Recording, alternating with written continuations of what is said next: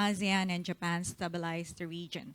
So a lot of big words. We have ASEAN, Japan, Indo-Pacific, and stability. So I am very excited and I'm very optimistic that we will going to have a very rich discussion. We have an excellent panel before us today, and let me now welcome one by one Professor Ken Jimbo, a professor at the Faculty of Policy Management, Keio University. Also Managing Director at International House of Japan. Welcome, sir. Welcome, Professor. Second, we have Bapa Robert Matthias Michael Tene, Deputy Secretary General, ASEAN Political Security Community, 2021-2024. Welcome. We also have with us Ms. Huang Tiha, Senior Fellow and Coordinator of Regional Studies and Political Studies Program at the ISEAS Yusof Ishak Institute. Welcome, Ms. Huang.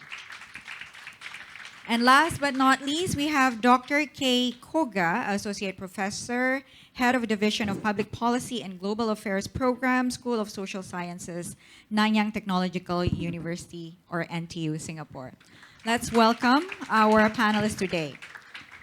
So to set the context, we have briefly chatted during our panelist briefing that Indo-Pacific is much broader and there are numerous challenges that we face and we experience today. So let me start with Ms. Huang. What do you think are the most pressing challenges and how should we as a region address them? Well, first of all, thank you so much for your kind introduction. Well, there are many most pressing challenges at the same time, and we cannot afford to choose one by one.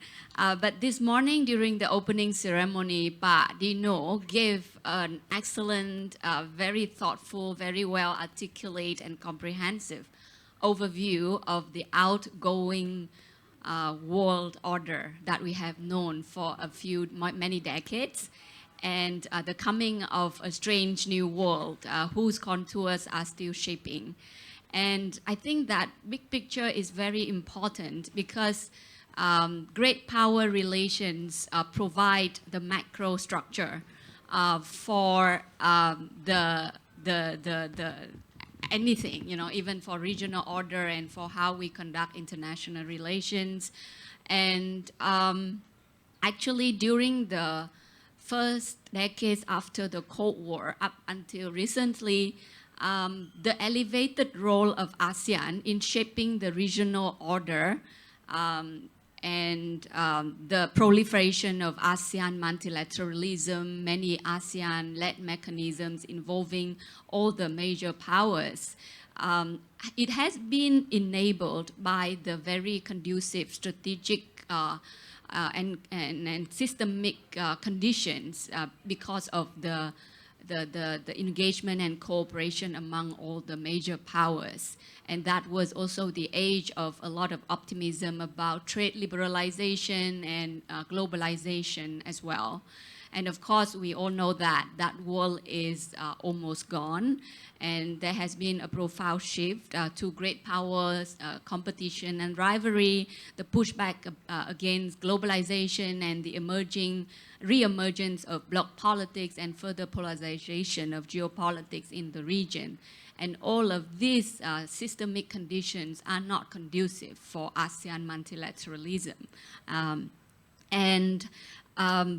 For ASEAN, at the ASEAN level, we are all proud of ASEAN, the value of inclusivity, right? Because we want to build an open and inclusive regional order, and we welcome the engagement of all the major powers in the region.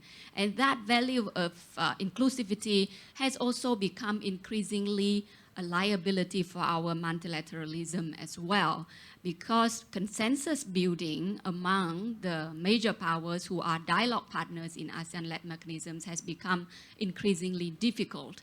And when it comes to ASEAN centrality or ASEAN role in shaping the regional architecture, there is this saying by Mr. Bilahari Kausikan that I find very apt.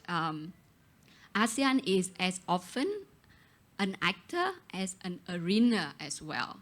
So the problem now is that with growing great power rivalry, then they increasingly not utilize ASEAN for a cooperative, affirmative regional agenda, but more for a zero-sum and polarizing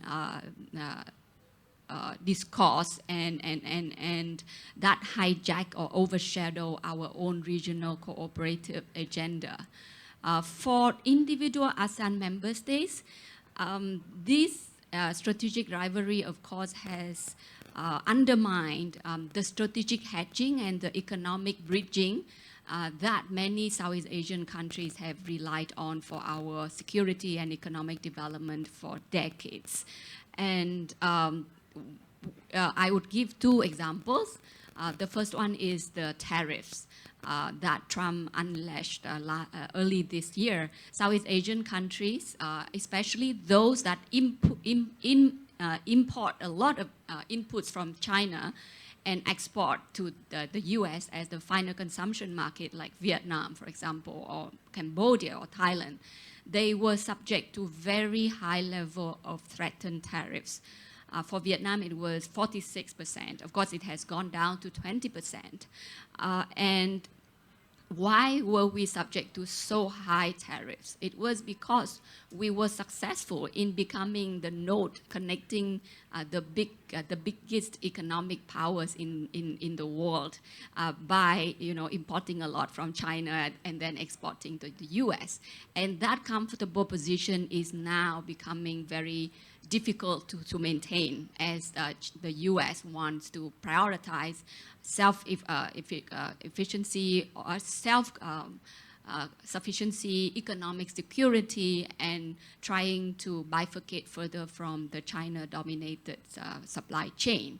Another example, not to do with economics, but more about security, which is going on now actually in Singapore, out of something that is quite unexpected. We know that Japan and China currently are in very serious tensions over the Taiwan issue.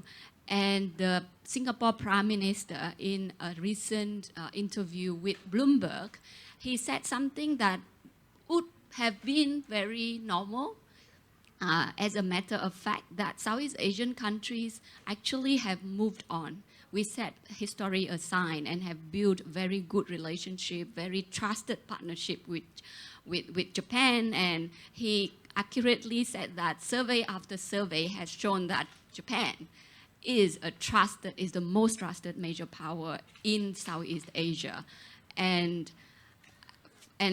somehow that remarks, got caught off in the tensions, and there was a social media debate in China, in Hong Kong, but also within Singapore social media space about whether he should have said so.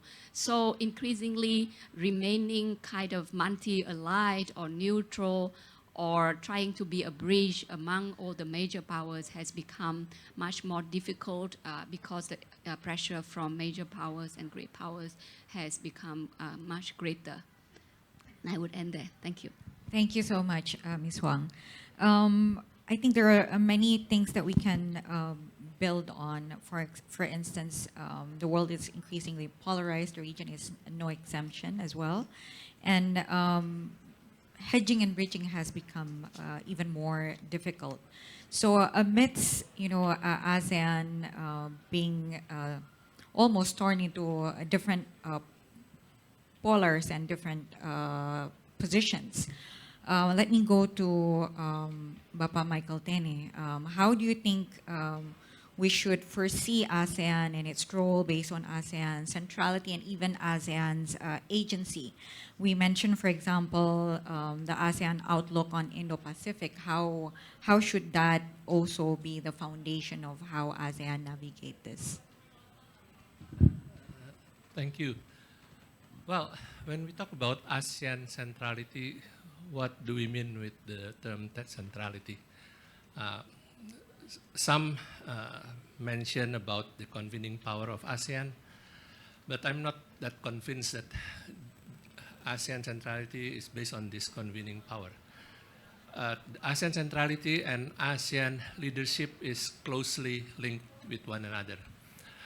We only can, when ASEAN can exert its leadership, provide strategic and concept that can be useful for countries in the region as well as countries outside of Southeast Asia who has interest in this region. Only then can ASEAN exert its centrality. So centrality and leadership link closely with ASEAN capacity to contribute with strategic ideas. Yeah, we don't have the economic power, we don't have the military power, but I think we should not be short of ideas that can be useful for everyone. Yeah. So now, going to the region, we cannot afford to be a bystander. Yeah, because if we just stay passive, then we will be pulled apart by the various forces. That means to avoid that kind of situation and also for our own interest, we need to seize the initiatives. Yeah. We cannot just be passive, because if we are passive, others will dictate to us what we should be doing. Yeah. And that is not of our interest. So we have to be active in promoting our interests and in articulating our interests in strategic concepts that are beneficial for ASEAN, but also for our other partners so that they can support and accept our concept. Fortunately, we do have that already. The current situation in which we see the deteriorating relations between the major powers, especially China and the US, this is something that has been anticipated earlier. And in 2019, we issued the document of ASEAN Outlook on Indo-Pacific, precisely to articulate ASEAN's strategic response to this kind of environment. And the AOIP, ASEAN Outlook on Indo-Pacific, was actually supported by basically all of our partners. Yeah, and Japan is one of the earliest supporter and continue to be one of the strongest supporter of the AOIP. Many countries has their own Indo-Pacific strategy, including Japan. But the ASEAN Outlook on Indo-Pacific, as far as I know, is the only strategic concept on Indo-Pacific that has been acknowledged and even supported by most relevant countries to the region in the Indo-Pacific. So it's a good platform that are accepted not only by ASEAN but also by all the major powers and other partners. So what is the AOIP? There are two parts of the AOIP. One part is about the principles, and the second part is about the area of cooperation. There are 4 areas of priorities: maritime cooperation, economic cooperation, connectivity, and SDGs. These are not exclusive to AOIP. I mean, there are many other ASEAN framework cooperation with our dialogue partner that already incorporated these activities. So what makes it different? The difference is in the principles. The area of cooperation is not only aimed at achieving tangible outcomes from those cooperation, but also equally important, or even more important, to serve as a means, as a platform to collaborate, not only between ASEAN and a particular partner, but it is a platform that are offered also for collaboration among our partners. So it's just not only between ASEAN and each of its partners, but also among our partners. So the principle of inclusivity is very important. Yeah, that is the spirit and the thinking behind the AOIP, to provide the platform to promote cooperation in order to even if it's just a bit to offset the deteriorating relations, the confrontational nature on the relationship between the major powers. Another example, and also a good platform for promoting collaboration in the Indo-Pacific to offset the increasing confrontational nature of the relationship between major powers will be the RCEP. RCEP, yes, it was negotiated only among 16 countries, if I'm not mistaken, 10 ASEAN, plus 6 countries that already have FTA with ASEAN. That is why the US, the EU is not included, because they don't have FTA with ASEAN. Of course, in the end, India opted out from at the last minute. So currently it's 15. But the RCEP is now open for accession for other countries that met the criteria.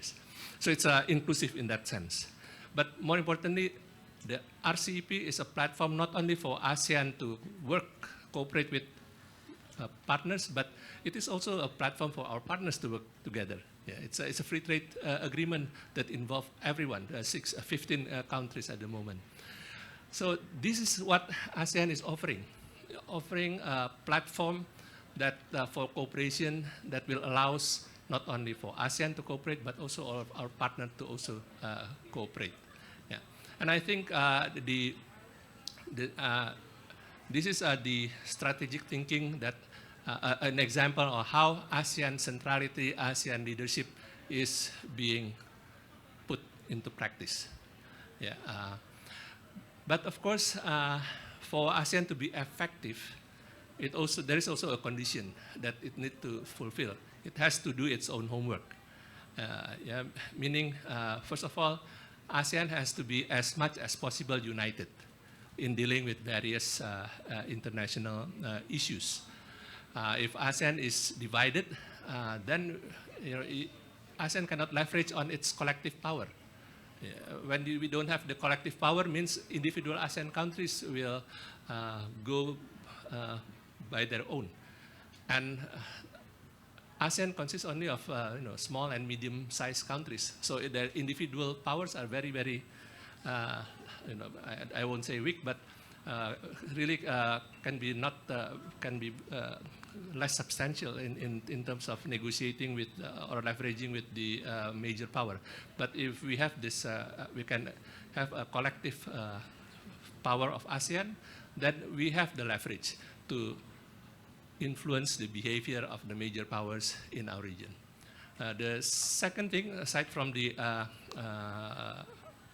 strategic concept, in this case AOIP and the RCEP, we need the forum where we can leverage this collective power.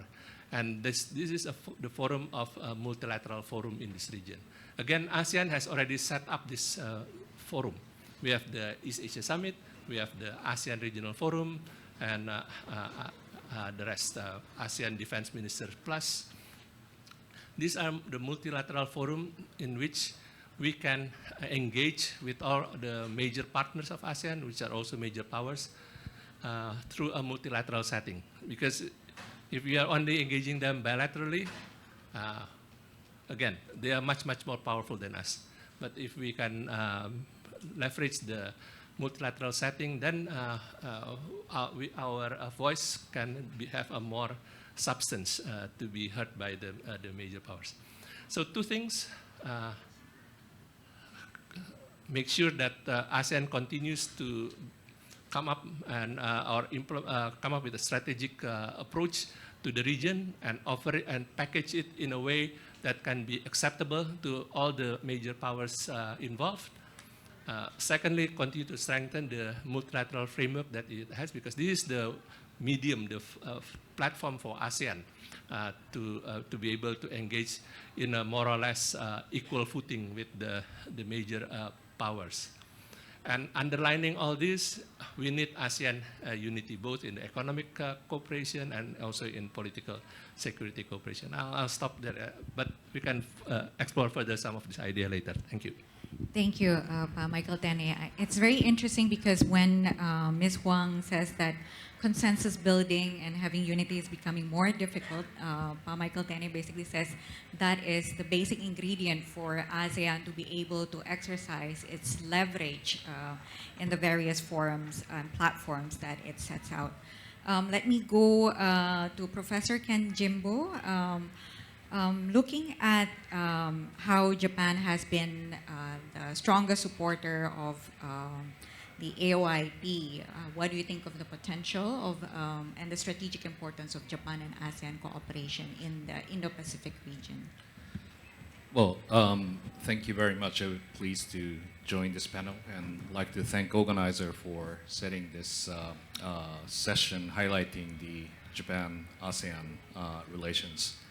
And as Michael mentioned, that the AOIP was adopted in 2019, and since then, Japan has been one of the most enthusiastic supporter of the AOIP. And with our own version of the free and open Indo-Pacific, there has been a lot of commonality and a platform that brings in the Japan and ASEAN's future agenda to be identified and moving things forward. So in the recent joint statement also highlighted the recognition that we are advancing the collaboration based on our our own efforts to promoting the Indo-Pacific policy itself, but at the same time, we have identified so many commonalities that we can really bring in, not only for the sake of Japan-ASEAN relationship, but it is the exertion of our joint efforts for the future regional order that is free and open and rule-based. So that is a quite, I think, encouraging platform that we share the concept together. And let me highlight a few about where Japan stands and where ASEAN comes in to the place as a very much strategic importance to the Japanese foreign and security policy. On one identical point is that we do have quite a competitive viewpoint of the world, especially when you see that we are surrounded by increasingly severe security environment, rise of China as a military power. North Korea seems to be fully determined to become a nuclear power.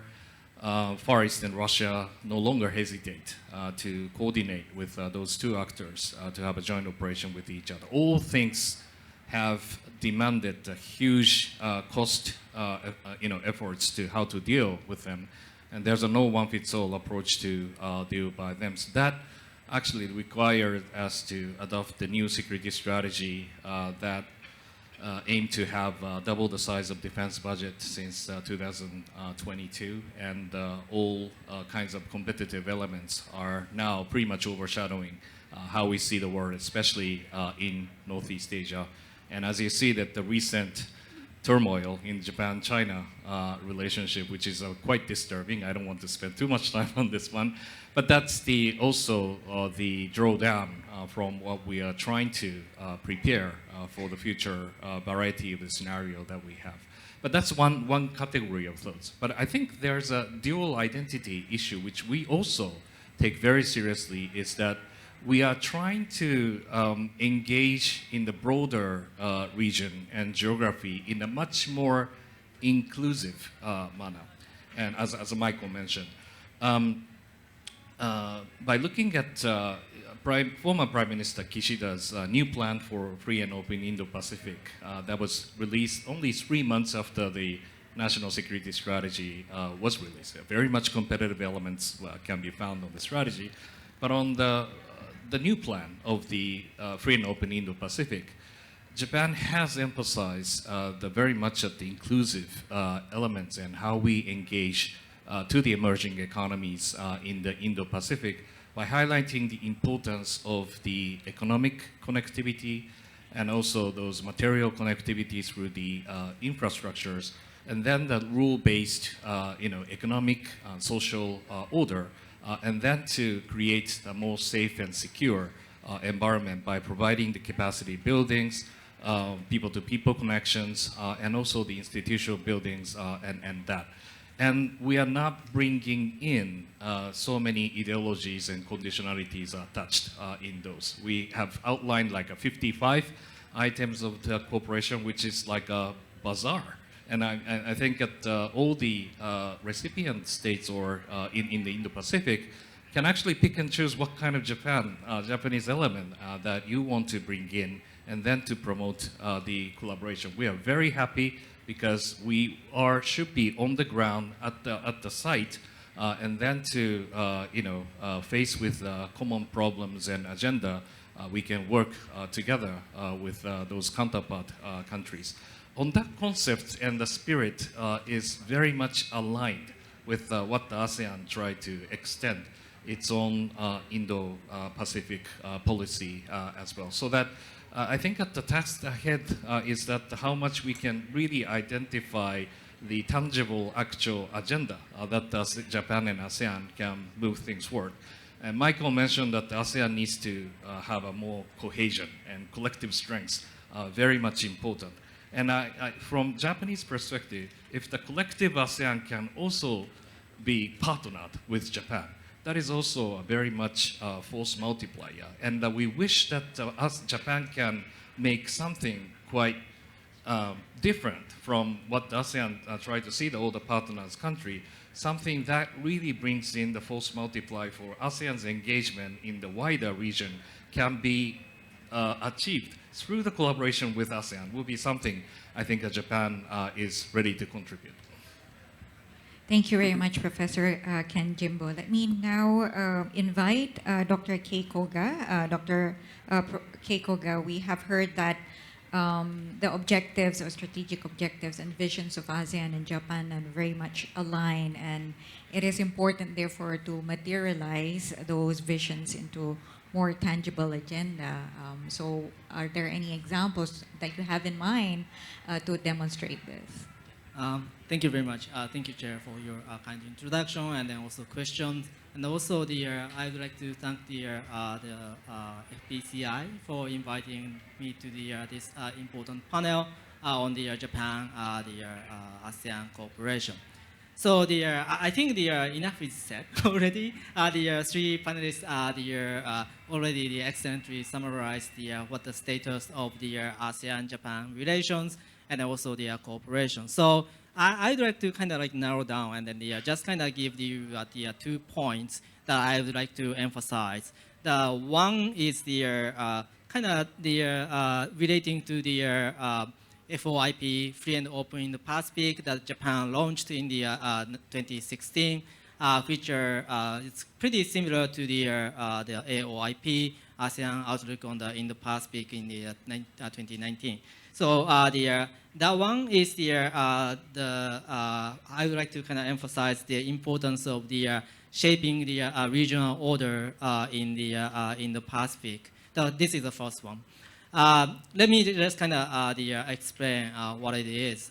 If you actually take a look at, I mean, like throughout this all the kind of sessions you participated and we participated, there are many actually articulated that the international order is in flux. And then we are actually seeing the kind of like entering the different phase of the international politics.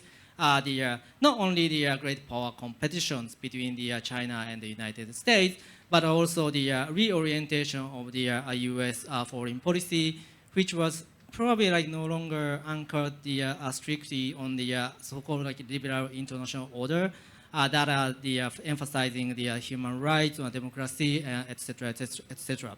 So what happened was in this kind of uncertain world, or like in the world order, we are actually trying to cope with what to actually hedge, like the risk of the uncertainty and unpredictability, and then middle powers, small powers are going to align and then realign, and then reorient their foreign policy, including the strategic hedging and so on and so forth. So everything is really, really in flux, and then that is kind of like the status like we are in.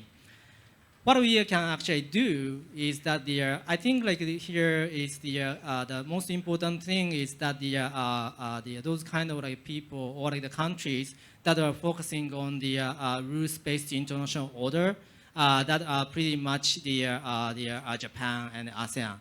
Japan actually under the free and open in the Pacific concept or vision, they strictly or they actually largely emphasize the importance of those kind of order.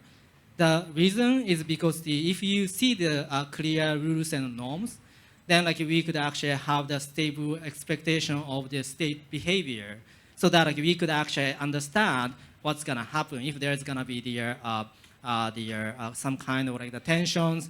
Then like we follow the legal procedures or kind of like the expected political procedure to mitigate the tensions.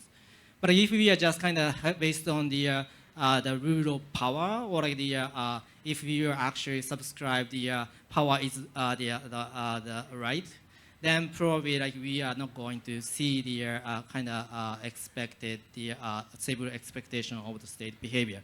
So the free and open in the Pacific emphasize this one, and then the AOIP, as you can see, the documents, they actually emphasize those kind of rules, right? Like the inclusivity and also like rules and then norms and then also the principles and so on and so forth. So in that sense, I think the free and open in the Pacific and then also the AOIP can be the great tools for the ASEAN and Japan to cooperate together. And then particularly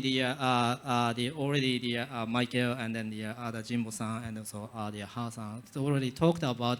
But then the Japan is a strong supporter. It's actually the earliest kind of the supporter for the AOIP, because the Japan actually launched created the joint statement on the implementation of the AOIP in 2019. And then like 2025, this last year, October, we actually saw the second joint statement on the further the implementation and then also promotion of the AOIP. Japan is trying to actually mainstreaming the AOIP in the Pacific, so that like we actually stand for the same principle to actually have the rules-based order in the Pacific. So even though the great power might be kind of like unpredictable, but then probably like those kind of the other powers, maybe we could actually non-great institution or like non-great powers can get together and then create a certain way forward. And then second thing I would like to emphasize is, yes, the ASEAN is now like facing many challenges, right?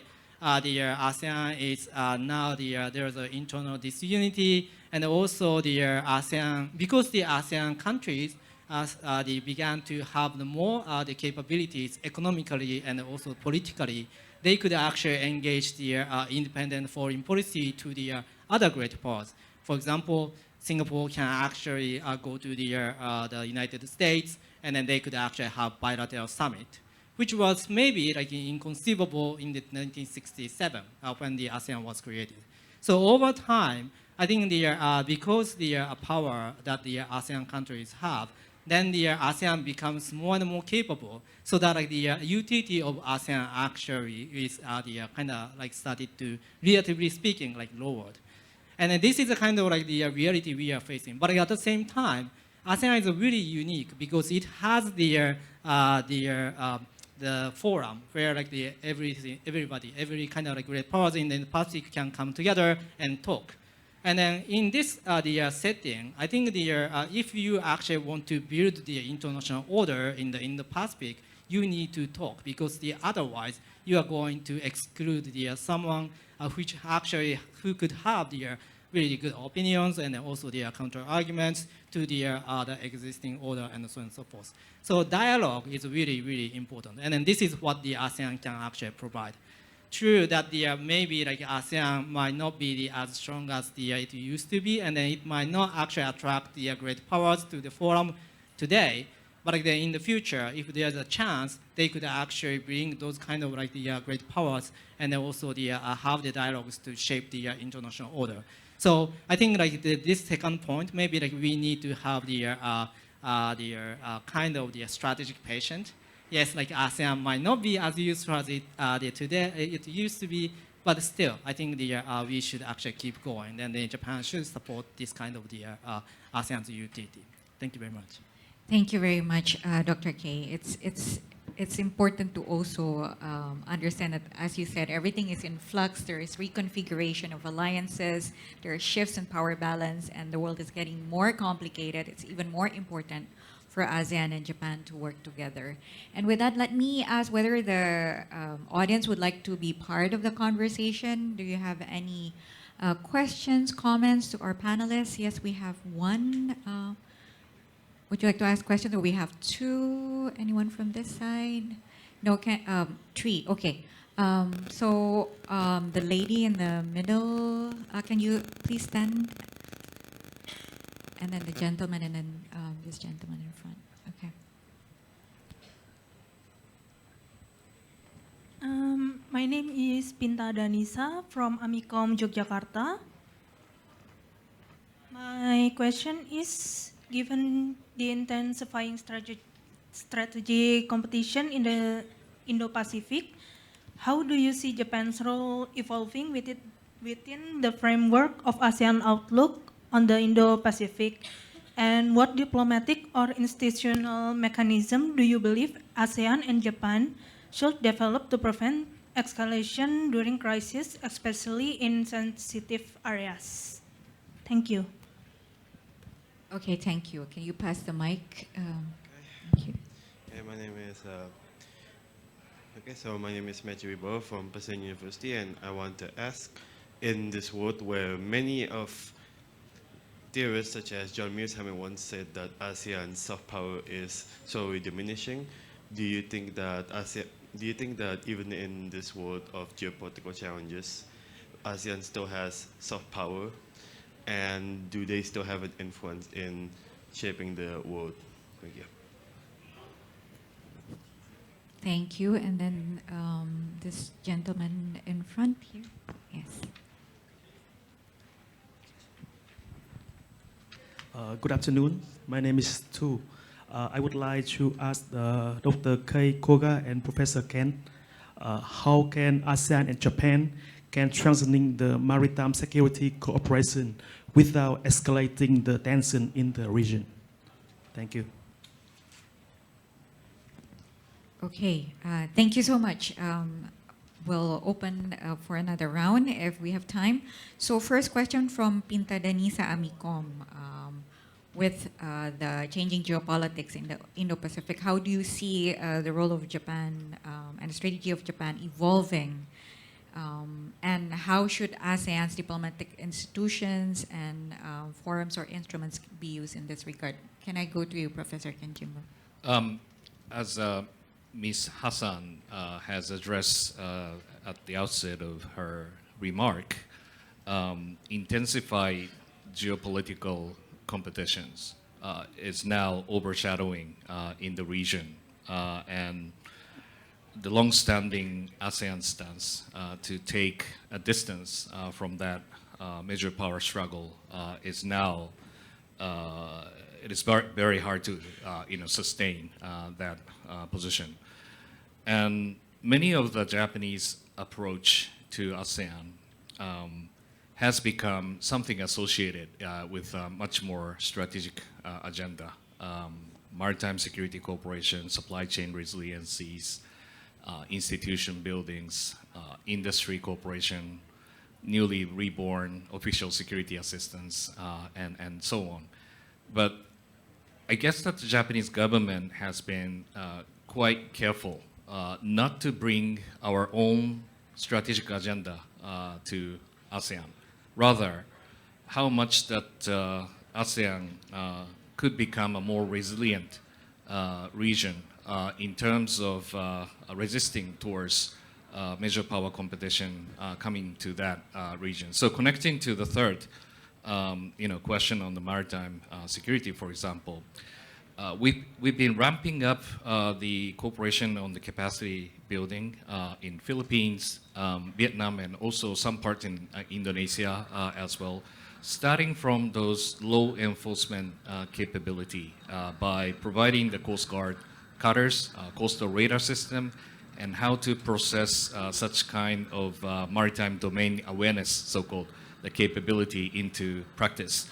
And that is the policing capability. If you don't really have a policing capability enough, you have to ask the Navy to play its role in the early stage of conflict, and then adversary may interpret you are escalating by your side to exacerbate tension. So that I think fulfilling those policing law enforcement capability is quite important to manage the so-called low-level escalation.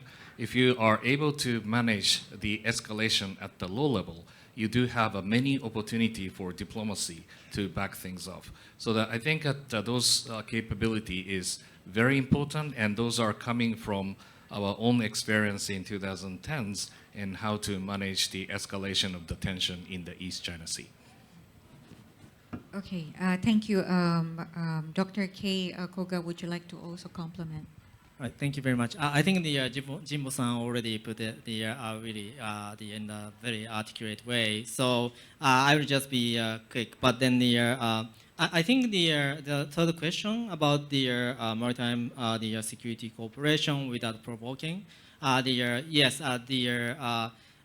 We kind of like Japan trying not to actually bring this strategic agenda into the maritime cooperation, but they could actually empower those kind of Southeast Asia by providing the military or the Coast Guard assets and also their technology, so that like they could actually have capable of dealing with those kind of like the issues they are confronting.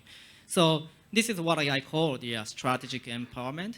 Even though like they are trying to provide those kind of like the important law enforcement assets or military assets, it doesn't really have the strong kind of strategic intention.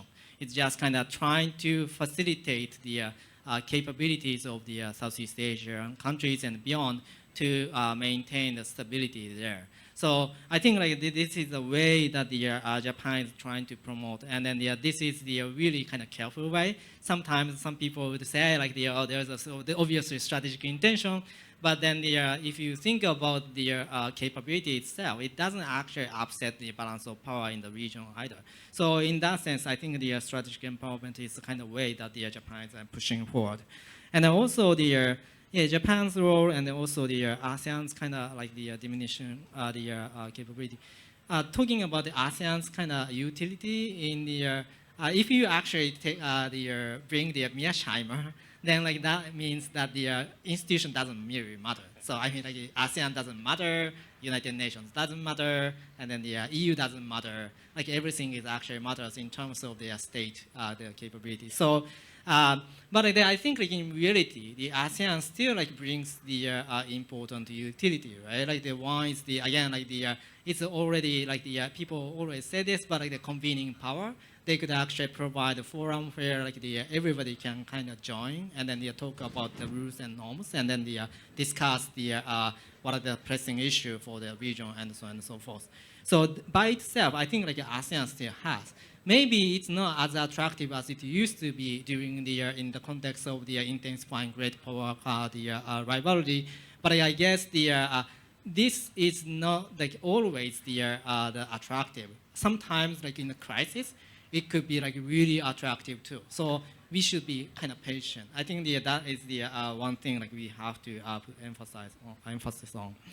And Japan's role. I think like Japan's role in the contesting the great power rivalry. I think again like the international rules and norms they are really important for not only Japan but like the middle powers.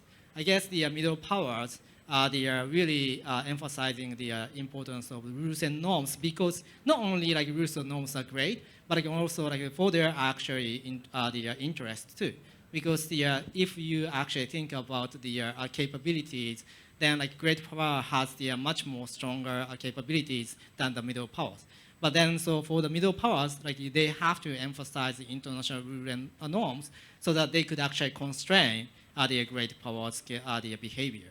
So in that sense, again, like I think that Japan can actually push forward and the rules and norms like internationally, as well as I think like ASEAN countries also feeling the same, and we could actually have the common kind of like the vision like in the Pacific. So I think like this is the kind of role that the ASEAN, the Japan can actually play.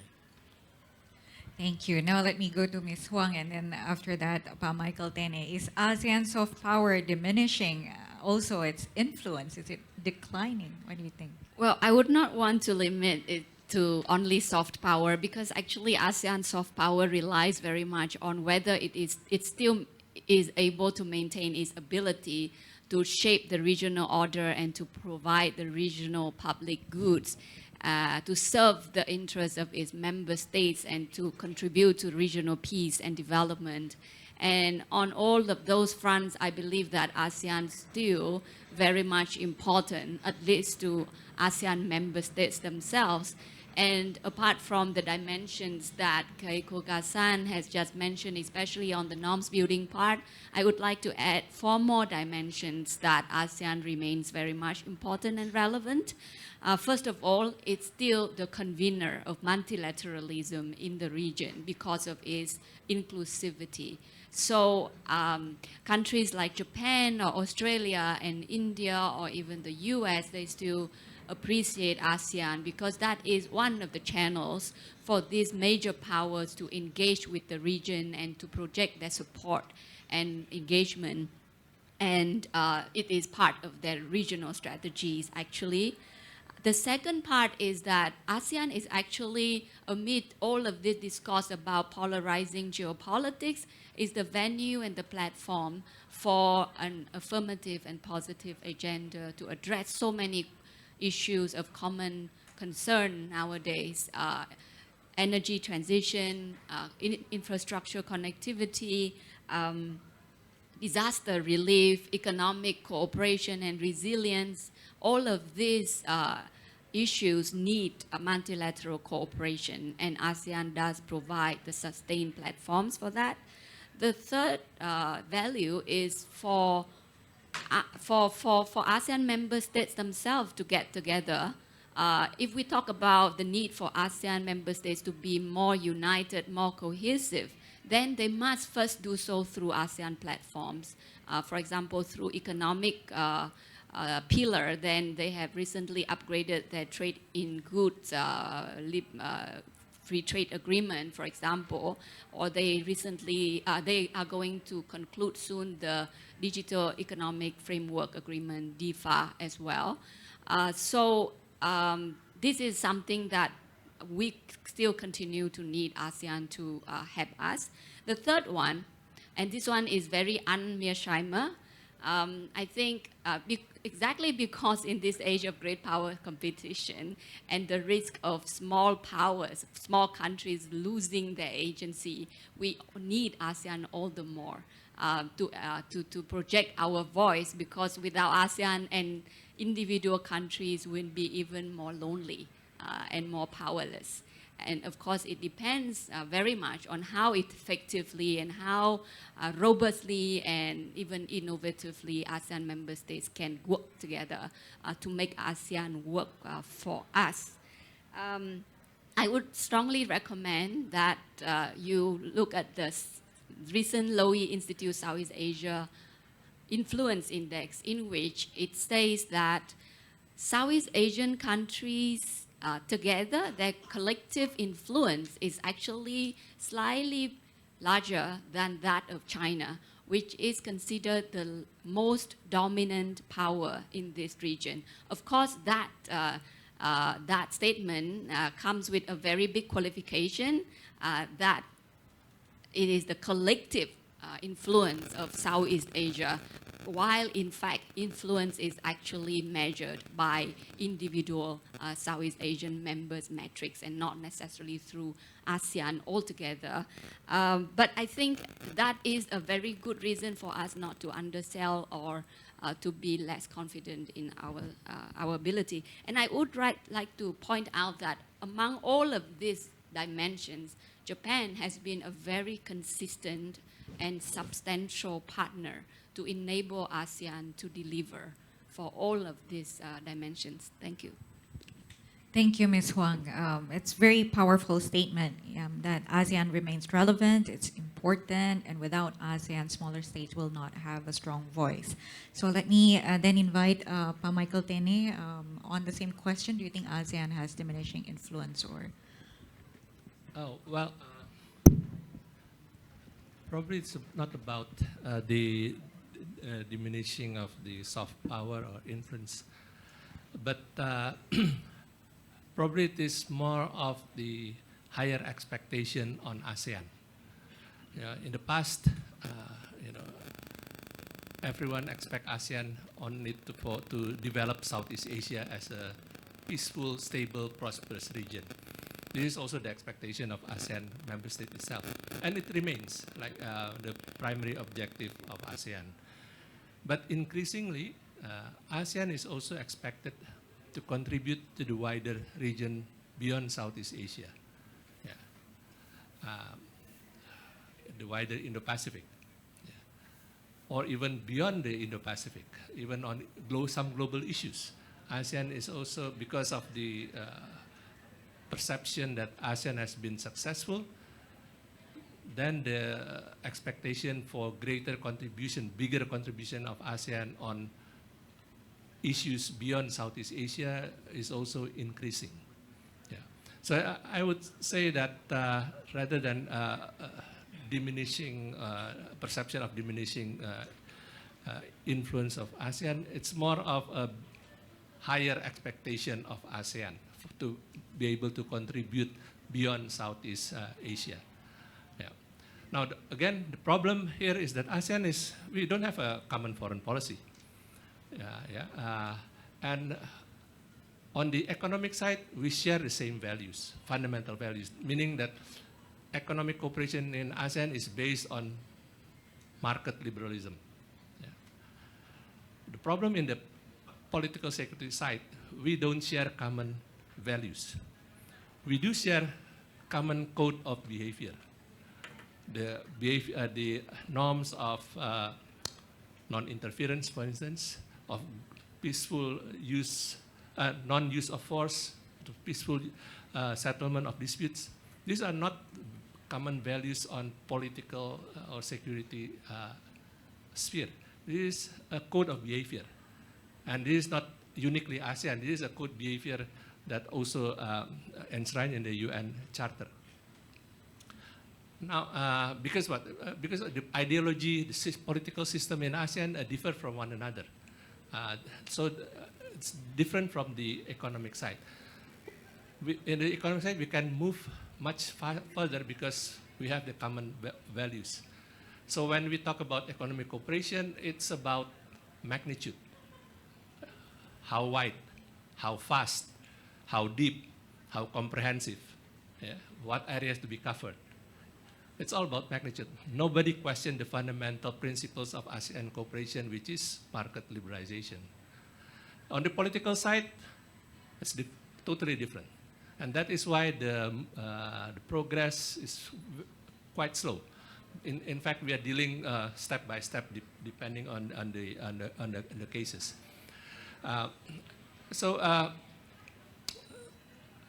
The issue, from my point of view, is that higher expectation of ASEAN and whether ASEAN can meet this expectation. I think on the economic side, we are more or less okay. Our interests are aligned very much also with the global community, and that is why many ASEAN easily can relatively easy conclude a free trade agreement with various other countries. In fact, also the RCEP, we can bring together major economic powers together. But on the political and security side, it's totally different. Because of the different security outlook among ASEAN countries. So to have a common consensus on political and security issues among ASEAN countries, it's much more difficult compared to finding a common voice for ASEAN on economic cooperation. But this is a challenge that ASEAN has to address. If ASEAN wants to continue to be relevant, it has to go beyond its contribution on peace and stability in Southeast Asia. It has to go beyond that. And in fact, this is also in line with the ASEAN's approach on peace and stability in the region, because from the beginning we recognize that peace and stability and of course prosperity in Southeast Asia doesn't rest only on the relationship between countries in Southeast Asia. The external powers, external factors also influence significantly the peace, stability, and prosperity of our region. That is why from the beginning we are open for engagement with all other actors, all other powers that have a legitimate interest in our region. And that's why we develop dialogue partnership. We develop the ASEAN-led regional mechanism to engage with this partner so that we can have say, we can have certain leverage to influence their behavior towards Southeast Asia. And of course, again, the stability in Southeast Asia very much relies on the stability of the surrounding region of Southeast Asia. And if you look at the map, if you consider ASEAN as one entity, geographical entity, we are surrounded by major powers, India, China, Russia, and across the Pacific, the US. They are our neighbors, direct neighbors of Southeast Asia. And what happens in these neighbors, what happens between these neighbors directly affect our interests. So things are much more complex, but it is not black and white. There are a lot of nuance here, and I think there are always ways for us. Like I said, ASEAN centrality depends very much on its thought leadership.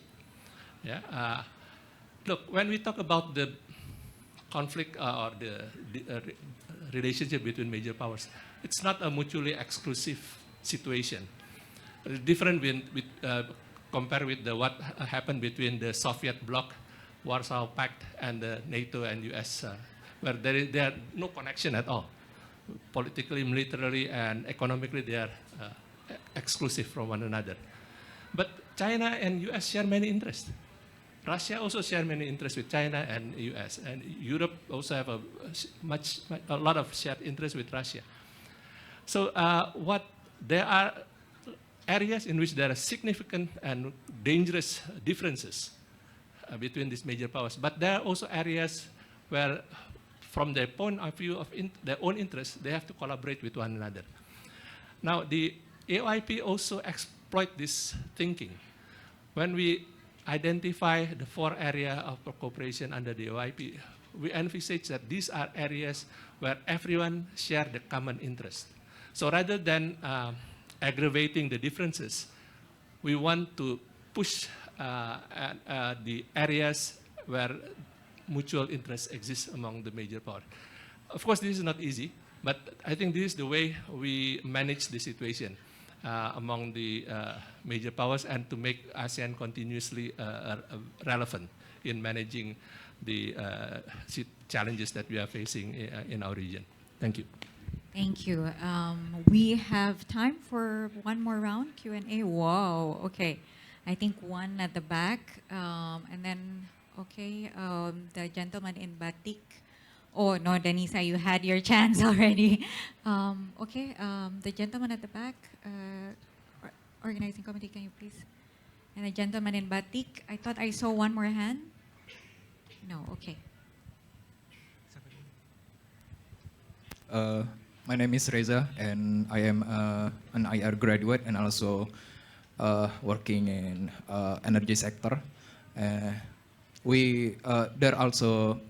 exists another economic cooperation framework like Belt and Road Initiative. So how ASEAN collectively react between these 2 different economic framework between FOIP and BRI. Thank you. Thank you.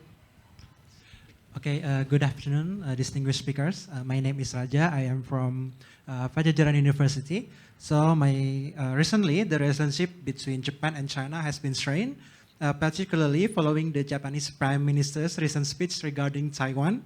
This situation has significant economic and political implications for the region. So my simple question is, will this phenomenon directly affect both the ASEAN-Japan and ASEAN-China relationships, and how should ASEAN respond? Thank you very much. Thank you so much. Very tough questions. The final two questions. Okay, let me go to Prof. Kanjimbo first. So how should ASEAN choose between BRI and FOIP, or should ASEAN choose between the two? Well, back in 2017 and 18, there has been a Belt and Road Initiative Summit annually took place, and actually Japan sent the delegation under the former Prime Minister Abe, and trying to find out where could be the areas of convergence between our Indo-Pacific strategy versus the BRI projects, and came up with 2 or 3 principles.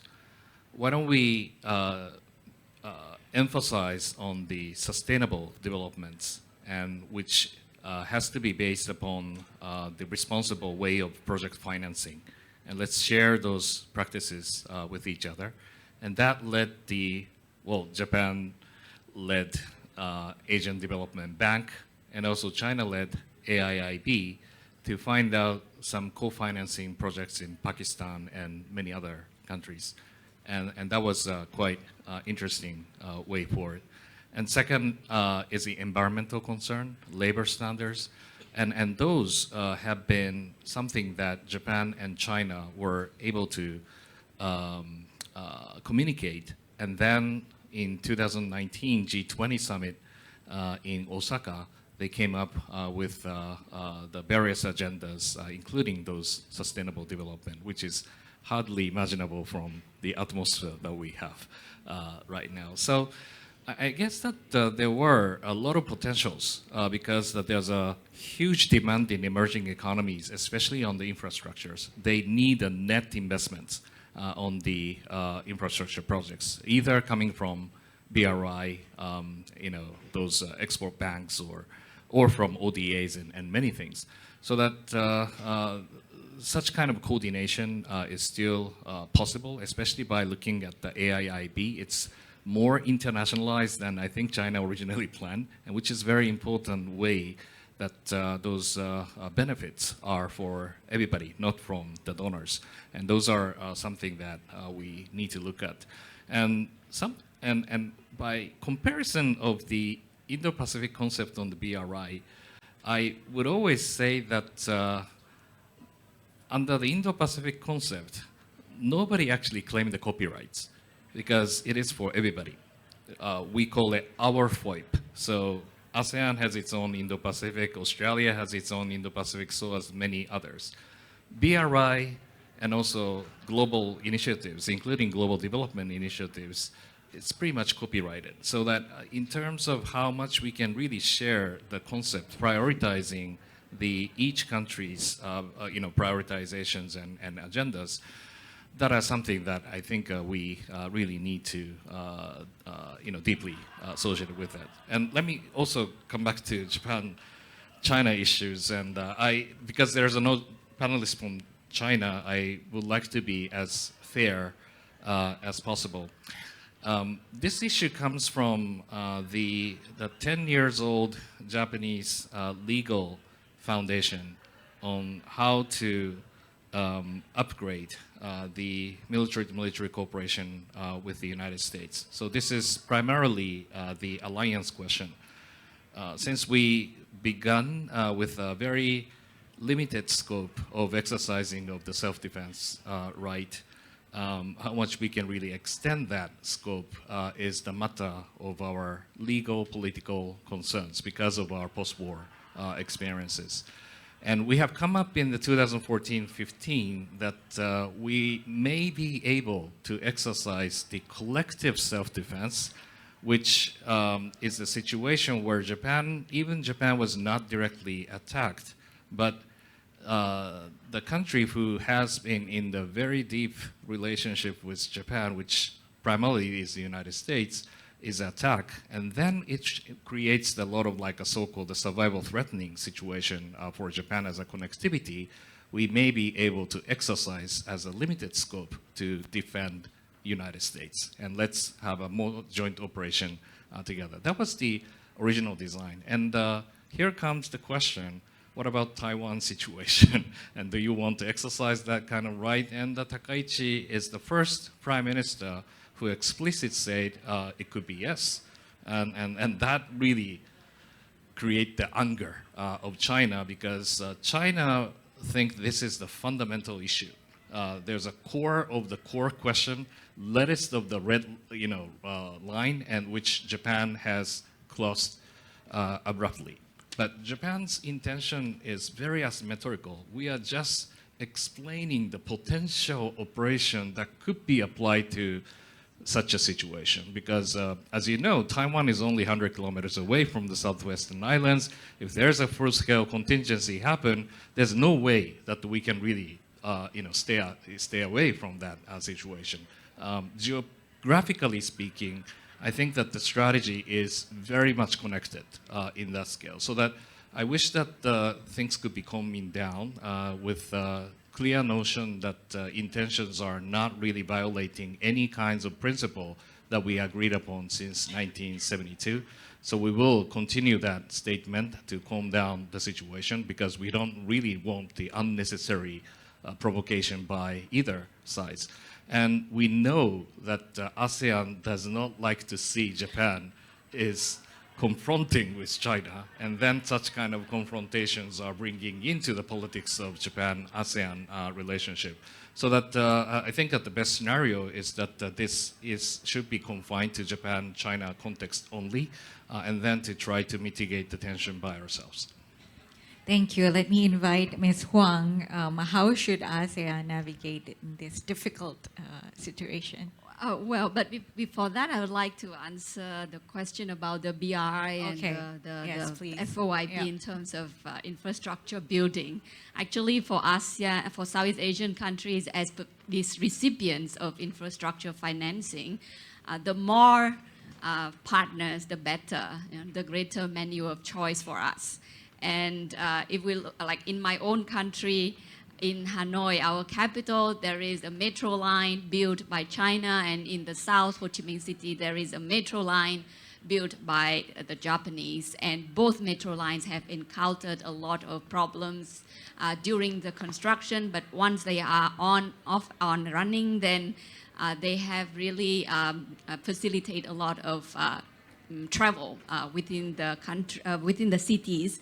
And recently, we have done a little survey among Cambodian, Vietnamese, Indonesian, and Laotian, those who did or have used these infrastructure projects built by the Chinese.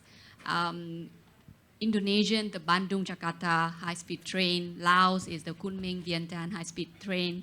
Vietnam is the metro line.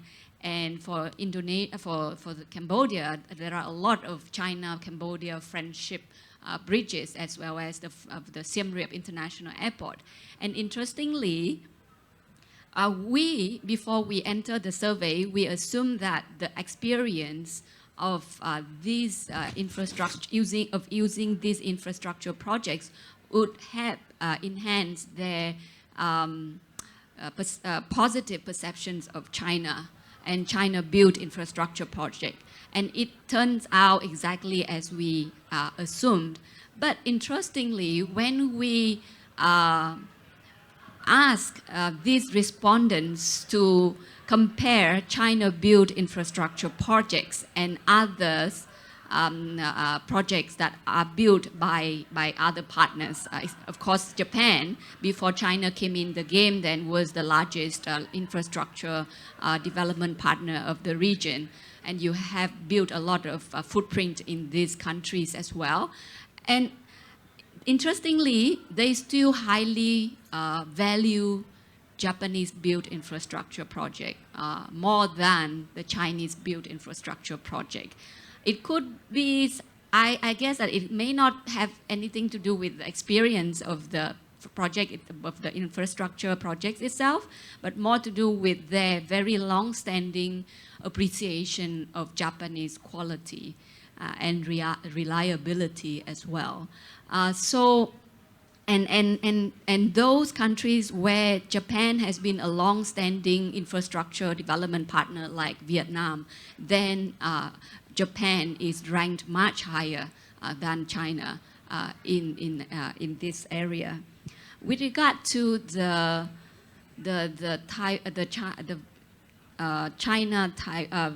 China-Japan recent tensions on the question of Taiwan and how it may impact ASEAN, I think it could be both ways, actually. Of course, it will complicate further the relationships, the bridging role or the hedging role between our countries or within ASEAN with regard to Beijing and Tokyo.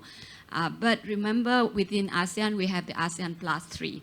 ASEAN and Japan and South Korea and China. And that long-standing platform has been used to promote functional and economic cooperation among the East Asian countries. And it has weathered the previous episodes of tensions between China and Japan, between Japan and South Korea, and I believe that we will weather that storm as well.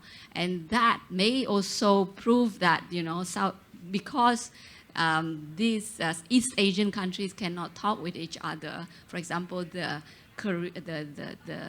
what do we call it? The Korea, Japan, China summit next year may not be convened because of this. Then the ASEAN Plus 3 summit may be the venue where they could sit at the same table as well. Thank you. Thank you so much. We have less than 10 minutes, so I will invite perhaps Pa Michael Tene and Dr. Keikoga if you'd like to add on to the answers. Yeah. I think yes, they're pretty much the same thing. So I don't actually have the addition to put, but as how said I think in terms of the Japan-China tension, what ASEAN can do is trying to kind of provide the forum where Japan and China can actually get together. That is the ASEAN Plus 3, ARF, and then the East Asia Summit. These are the kind of the platform they could actually participate. So I think this is the one way that ASEAN can contribute. Thank you, and Pa Michael Tene. Well, I think eventually China and Japan should be able to resolve the current crisis. There are too many mutual interests between the two countries. Of course, at the moment, both governments has to deal with their own domestic political views, and that will make their position a bit difficult. But eventually, because of the shared interest, they will resolve this current crisis. But of course, the issue of Taiwan itself will remain one of the potential hotspots in our region, and one of the uncertainties in terms from the security point of view. All ASEAN countries, and I believe Japan and even US as well, we all recognize one China policy. But at the same time, we don't want to see any open armed conflict because it will disrupt the maritime security in the region. It's simple, when there is a conflict like the shipping insurance will go up, and that means all prices will go up in actual tangible term, and make things much more difficult, much more expensive.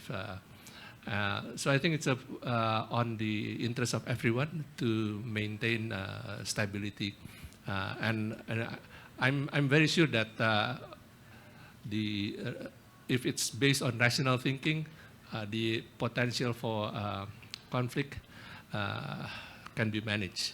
What is difficult is when things get out of hands and the nationalist sentiment in those countries rise at a certain height that the government cannot manage. And this will push everyone to the situation where nobody wants to be there in the first place. Thank you. Thank you. Now, to conclude, I would like to invite our panelists to have like one concluding statement, perhaps 1 minute or less. Let me begin with Ms. Huang. Okay, I would like to say something about Japan. We have been talking about Japan with the term the courteous power. I think it's an apt description, but not adequate, because Japan has really played out its influence across the board in the region, except for perhaps the more underwhelming area is in military defense terms. But even on that, I think Japan has really, in recent years, stepped up its strategic profile. And it has done so in a multi-dimensional way.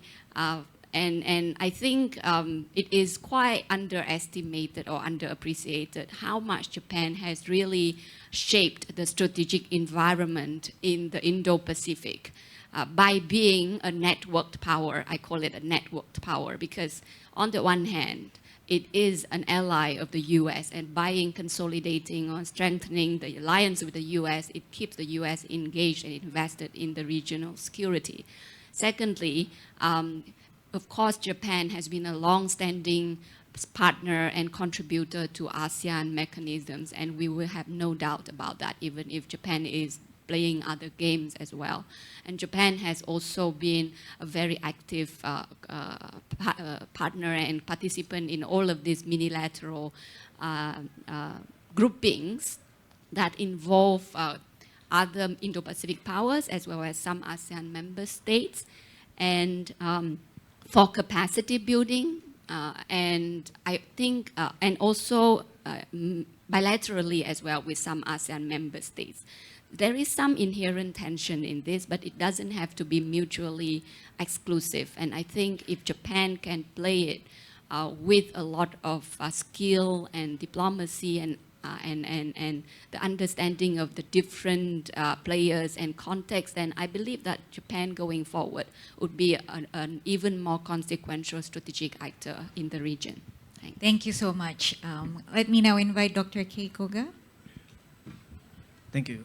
So I think the Japan and ASEAN have come to a long way, and then we actually came to the point where we trust each other, and then I'm pretty satisfied with the status of the Japan-ASEAN relations.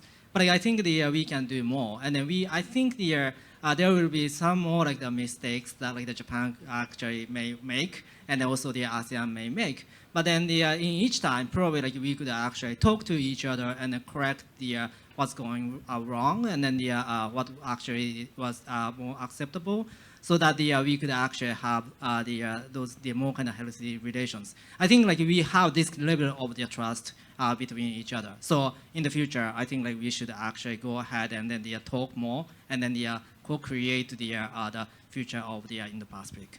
Thank you. Pa Michael Tene? Well, actually, I don't have much to say anymore, but let's see. We have been talking about Japan and ASEAN cooperation, dealing with the turbulence situation in the region.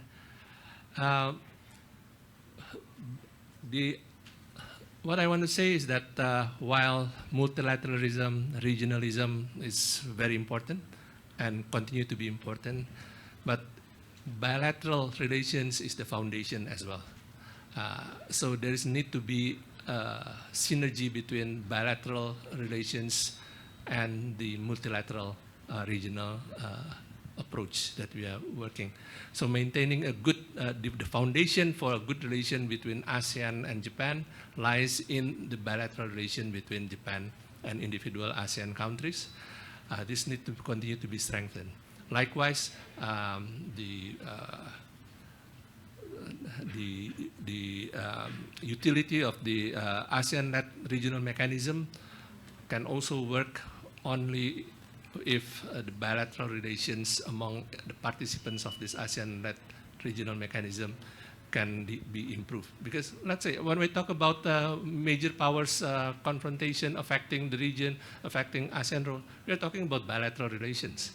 Yeah. How we can, how the multilateral mechanism, regional mechanism, can help create the conducive environment for a better bilateral relations among the major powers. So just a reminder that multilateralism, regionalism is not the only way to solve the issues that we are facing. It has to work in tandem, in synergy with efforts to maintain bilateral relations among all the players. Thank you. And last but not least, Professor Ken. Well, I also spent a lot of time in the alliance relations politics, how to deal with the United States, US-Japan alliance. And as you can imagine, we are facing with a lot of problems nowadays. From non-aligned country like Indonesia, it might be sometimes hard to imagine, but alliance politics is full of dilemmas and bargainings. But the fundamental question we have is that how much we can do together to make a difference. At the same time, the increasing attentions will be paid what kind of role that the allies can really do in the world and engage in the world affairs where the United States cannot really reach out, bringing in those assets to strengthen the alliance once again as a force multiplier effects. And I think ASEAN's internal politics is now increasingly become similar because each countries inside ASEAN has a different role to play in the region and also in the world. Some people call it's a diversification, device, differentiation.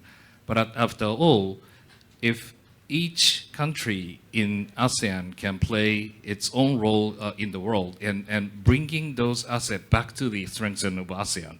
And that is, I think, an important way that the ASEAN can really redefine as a role to play.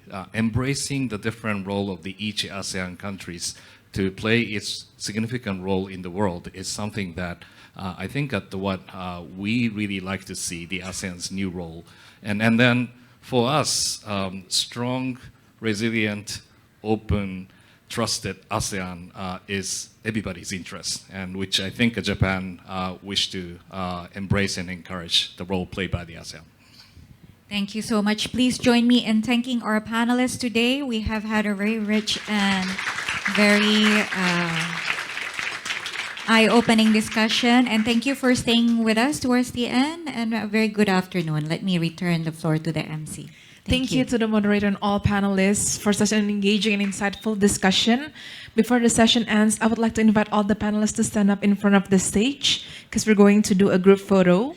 And as And as a token of appreciation from Dr. Lino Patijal and also FPCI, we will also provide a souvenir to all the panelists for their contribution and time for this session. Please to the PIC session to deliver all the gifts to the panelists one by one. We sincerely thank you for your contribution and participation in CIFP 2025.